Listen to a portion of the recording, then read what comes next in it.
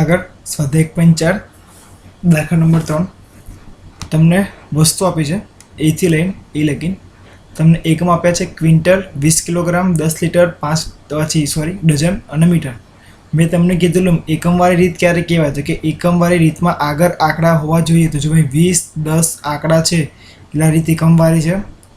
તમને જથ્થો આપ્યો છે, ભાવ આપ્યો છે નવા વર્ષનો અને જૂના વર્ષનો.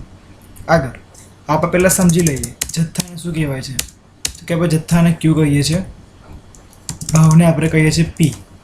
આ પણ ભાવ છે તો આપણે કહીએ છીએ પી. 2014 ને 2015 નવું વર્ષ 2015 છે એના માટે છે P1.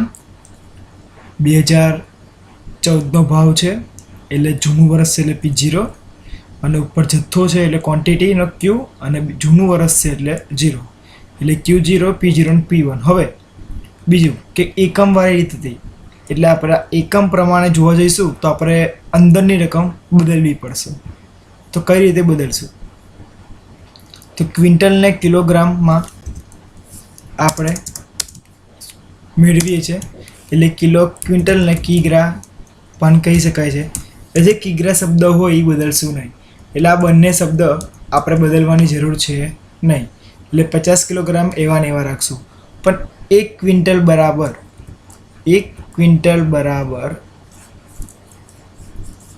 100 કિલોગ્રામ થાય એટલે આપણે 1200 આના ભાગ્યા આપણે 100 કરવા પડશે એટલે જવાબ તમારો આવશે 12. તમારે હવે 12 લખવાના છે. અહીં 1700 ભાગ્યા 100 કરશો એટલે તમારો જવાબ આવશે 17 એટલે તમારે હવે લખવા પડશે 17. તો એક લાઈન ક્લિયર થઈ ગઈ. જુઓ 50 12 ને 17 50 12 અને 17 તો જો લખેલા છે 50 12 અને 17. આગળ 20 કિલોગ્રામ આવા કિલોગ્રામ છે 18 કિલોગ્રામ એટલે આ બરાબર છે બદલાશે નહીં. પણ આગળ જો 340 ભાગ્યા 20 કરવા પડશે એને 380 ભાગ્યા 20 કરવા પડશે. 340 ભાગ્યા 20 કરશો એટલે જવાબ આવશે 17 અને જવાબ આવશે 18 એટલે 18 અને 17. આગળ 10 લીટર આ પણ 12 લીટર છે એ લીટર શબ્દ જે સરખા શબ્દ હોય બદલવામાં આવતા નથી એટલે 30 બદલાશે અને આ 40 બદલાશે. તો 30 ભાગ્યા 10 થશે એટલે જવાબ આવશે 3 અને 40 ભાગ્યા 10 થશે એટલે જવાબ આવશે 4. એટલે હવે તમારે 3 અને 4 લખવાના છે. આ સિગ્મા IW આ રીત જ છે પણ તમને એકમ પણ આપ્યા છે એટલે આપણે એકમ ચેન્જ કરવા પડશે. હવે જો ભાઈ 18 17 ને 18 બીમાં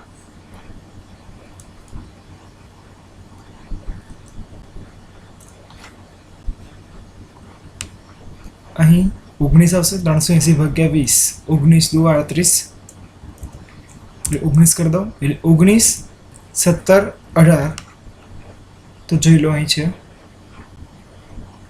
19 17 18. આગળ 12 3 4 છે 12 3 અને 4. આગળ ડઝન બરાબર નંગ કહેવાય છે એટલે આપણે નંગ છે 20 નંગ એને એવા ને એવા રાખશું. બદલશું આપણે 15 ભાગ્યા 12 કરશું કારણ કે 12માં મપાય છે અને 24 ભાગ્યા 12 કારણ કે નંગમાં છે એટલે. તો કે 15 ભાગ્યા 12 કરશો જવાબ આવશે 1.25 અને 24 ભાગ્યા 12 કરશો જવાબ આવશે 2 એટલે તમારે હવે 2 અને 1.25 લખવાના છે. અને છેલ્લે મીટરનું કશું આપણને કીધું છે એટલે 14 12 ને 16 S80 રાખવાના છે. 14 12 ને 16 જેવા છે એવા ને એવા અને ઉપર 20 1.25 અને 2 આવી ગયા છે. હવે તમારી રીત છે આ સિગ્મા IW ની અને કુલ ખર્ચ છે જીવન નિર્વાહ ખર્ચનો કુલ ખર્ચની રીતે છે કે કુલ ખર્ચની રીતે સૂચકાંક શોધો. હવે હું તમને કહેવાનું ભૂલી ગયો તો કુલ ખર્ચની રીત એટલે શું તો કે કુલ ખર્ચની રીત એટલે લાસ્પેયર અથવા પાસેનું સૂત્ર મૂકીને તમે શોધી શકો છો. કુલ ખર્ચની રીતનું સૂત્ર છે લાસ્પેયરનું અથવા કે પાસેનું. તમને જે અનુકૂળ અંદર રકમ આપી હોય તે પ્રમાણે તમારે કરવાનું છે. લાસ્પેયરનું કે પાસેની રીતના સૂત્ર મૂકીને કોઈ પણ સૂત્ર મૂકી તમે કુલ ખર્ચની રીત તે તમને દાખલો શોધવાનું કે તમે શોધી શકો છો. અહીં મૂકી છે લાસ્પેયરની રીત. અહીં મેં મૂકી છે લાસ્પેયરની રીત. લાસ્પેયરની રીતના જવાબ આવશે sigma P1Q0 upon sigma P0Q0 ગુણ્યા 100. ફરીથી કહું છું, કુલ ખર્ચની રીત એટલે લાસ્પેયરની રીત. તમારા લાસ્પેયરના રીતથી દાખલો ગણવાનો છે, કુલ ખર્ચની રીતનો. તો આ લાસ્પેયરની રીત બરાબર સિગ્મા P1Q0 અપોન P0Q0. એટલે આપણે એક કોલમ બનાવશું P0Q0નું અને બીજું કોલમ બનાવશું P0Q0નું. બરાબર. હવે તમને આવડે છે કે P1Q0 એટલે શું? તો કે આ P1 અને આ Q0નો શું કરવાનો? તો કે ગુણાકાર. આ બેનો ગુણાકાર કરશો એટલે તમારો જે જવાબ આવે એ તમારે P1Q0 મૂકવાનો છે. એના છે P0Q0. તો તમારે આ 12 અને 50 આ બેનો ગુણાકાર કરશો એટલે જવાબ આવશે 600. એ તમારે P0Q0 મૂકવાનો છે. 342 કઈ રીતે આવ્યા? તો કે P1 આ 19 ગુણ્યા 18 48 કેવી રીતના આવ્યા? તો કે 4 ગુણ્યા 12. આ રીતે તમારે P1 અને Q0નો સરવાળો કરવાનો છે ગુણાકાર કરીને. એટલે આવશે 1504 અને 1135. ત્યારબાદ 1504 અંશમાં અને 1135 છેદમાં અને એના ગુણ્યા 100. એટલે તમારો જવાબ આવી જશે 132.51. આ હતો દાખલા નંબર 3. કુલ ખર્ચની રીત એટલે કે લાસ્પેયરની રીત. તમારે ફરતી કર કહું છું, ILનું સૂત્ર મૂકીને તમારે આ દાખલો ગણવાનો છે. ભૂલશો નહીં. બસ આ દાખલો એટલો હતો. આગળ દાખલા નંબર 4. નીચેની માહિતીને આધારે ઉત્પાદનનો સામાન્ય સૂચકાંક ગણો. રીત જોઈ લો. ભાર આપે એટલે હંમેશા સિગ્મા IW વાળી જ રીત હોય. ભારને કહેવાય છે W. બરાબર. અને ઉત્પાદનનું સૂચકાંક યાદ રાખજો, ઉત્પાદનના સૂચકાંકને I કહેવામાં આવે છે.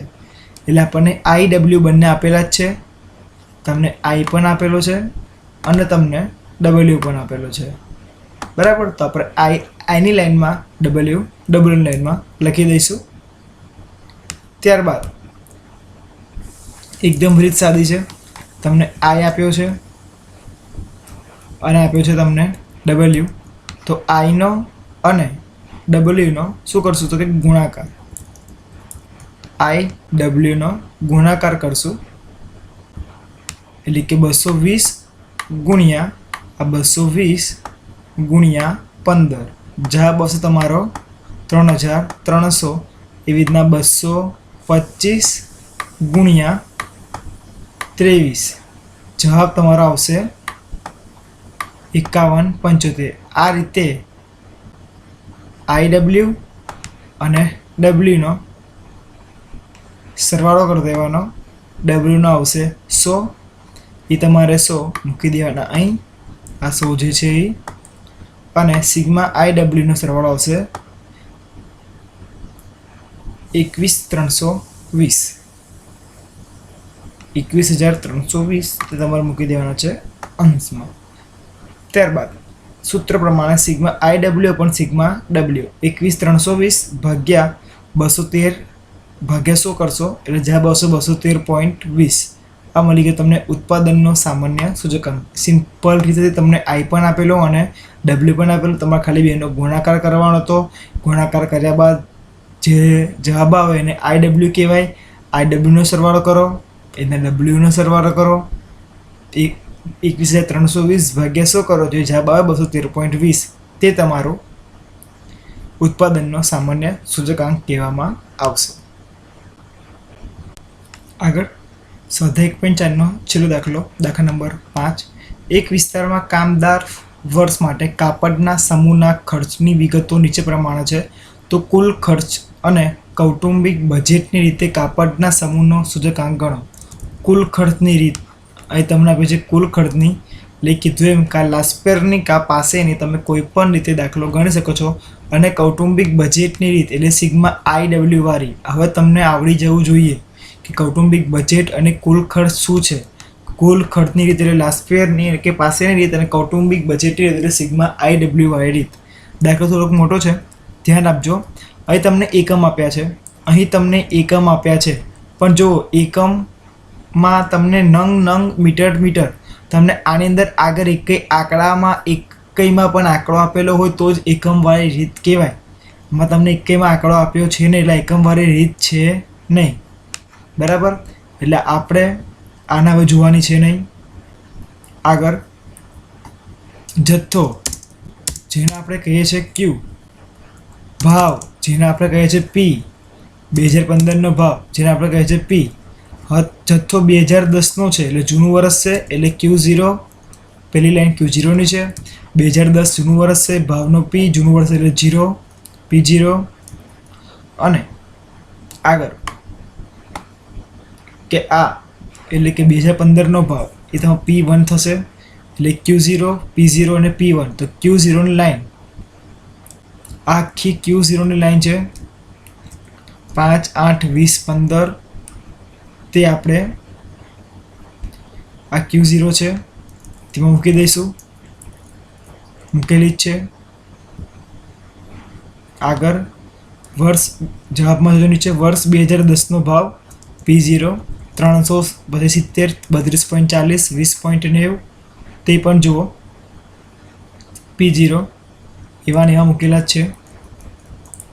370 પછી 32.40 અને 20.90. બરાબર. હવે લાઈન રહી P1ની, તો P1ની લાઈન વર્ષ 2015 વાળી લાઈન 400, 100, 38, 23.80. આ લાઈન પણ 2014માં P1માં મૂકેલી જ છે. બરાબર. આગળ રીત નંબર 1 કુલ ખર્ચની રીત. કે આ રીત કુલ ખર્ચની જે ઓરેન્જ કોષ્ટક છે એ મેં કુલ ખર્ચની રીતે ગણ્યું છે. કુલ ખર્ચની રીત એટલે કે લાસ્પેરની રીત. કુલ ખર્ચની રીત એટલે કે લાસ્પેરની રીત. તો જુઓ સૂત્ર જવાબમાં નીચે કુલ ખર્ચની રીત બરાબર સૂચકાંક બરાબર sigma P1 Q0 upon sigma P0 Q0 ગુણ્યા 100. આમાં તમારે P1 અને Q0 નો તમારો ગુણાકાર કરવાનો છે. એટલે કે આ P1 400, આના ગુણ્યા Q0 5. આ બેનો ગુણાકાર કરશો એટલે તમારો જવાબ આવશે P1 Q0 નો. તે જ રીતે તમારે P0 Q0 ગોતવા હોય તો તમારા 300 P0, આના ગુણ્યા તમારે 5 કરવાના છે. 300 ગુણ્યા 5, 5 તારી 15, તો જેનો જવાબ આવશે તમારો 1500. આ રીતે તમારે P1 Q0 શોધવાના છે. ફરીથી એકવાર કહું છું કે ભાઈ P1 Q0 એટલે 400 ગુણ્યા 5 અને P0 Q0 એટલે તો કે 300 છે, આના ગુણ્યા Q0 5 એટલે તમારો જવાબ મળશે P0 Q0 નો. એ રીતે P1 Q0 અને P0 Q0 ગોતી નાખવાના છે. એનો જે સરવાળો આવે આ સરવાળો તમારે અહીં નીચે સૂત્રમાં કુલ ખર્ચની રીતમાં મૂકવાનો છે અને એના ગુણ્યા 100 કરશો એટલે જવાબ આવશે 129.6375. બે આંકડા લઈશું એટલે 7ના બદલે અહીં આગળ રકમ બદલાશે, 3ના બદલે 129.64. બીજી રીત હતી કૌટુંબિક બજેટની રીત. તો એ કૌટુંબિક બજેટની રીતમાં કૌટુંબિક બજેટની રીત એટલે કે sigma IW upon sigma W. બરાબર. એ તમારે I શોધવો પડશે અને તમારે શોધવો પડશે W. કારણ કે તમને આપ્યું છે Q0, P1, P0. તમને આ પ્રમાણે માહિતી આપેલી બધી. એટલે તમારે કૌટુંબિક બજેટની રીતમાં I પણ શોધવો પડશે અને W પણ શોધવો પડશે. તો કે I બરાબર થાય P1 ભાગ્યા P0 ગુણ્યા 100. હવે તમારે આને ધ્યાનમાં લેવાનું છે નહીં. બરાબર, કારણ કે કુલ ખર્ચની રીત પતી ગઈ. હવે આપણે રીત આવે છે કૌટુંબિક બજેટની રીત. તો કે I બરાબર P1 ભાગ્યા P0 ગુણ્યા 100 એટલે કે 400ના ભાગ્યા તમારે કરવાના છે 5 અને આના ગુણ્યા તમે 100 કરશો એટલે જવાબ આવશે 133.33. આ જ રીતે તમારે બીજી લાઈન શોધવી છે તો P1 ભાગ્યા Q0 P0 સોરી 100 ભાગ્યા 70. આગળ આપણે મિસ્ટેક કરી, આ નહીં કરવાના. 400 ભાગ્યા 300 કરવાના છે ગુણ્યા 100. આગળ 100 ભાગ્યા 70 ગુણ્યા 100 એટલે 142.86. પછી આગળ 38 P1 ભાગ્યા P0 32.40 ગુણ્યા 100. જવાબ આવશે 117.28. આગળ 23.80 ભાગ્યા 20.90 ગુણ્યા 100. જવાબ આવશે 113.88. બરાબર. આ જ રીતે તમારે W શોધવાનું છે. સૂત્ર છે Wનું P0 ગુણ્યા Q0. W બરાબર થાય છે P0 ગુણ્યા Q0. એટલે તમારે P0 તમારા જે હતા એ હતા કેટલા? P0 તમારા 300. આના ગુણ્યા તમારી Q0 5 5 × 15 એટલે કે 1500 જવાબ આવશે P0 Q0નો.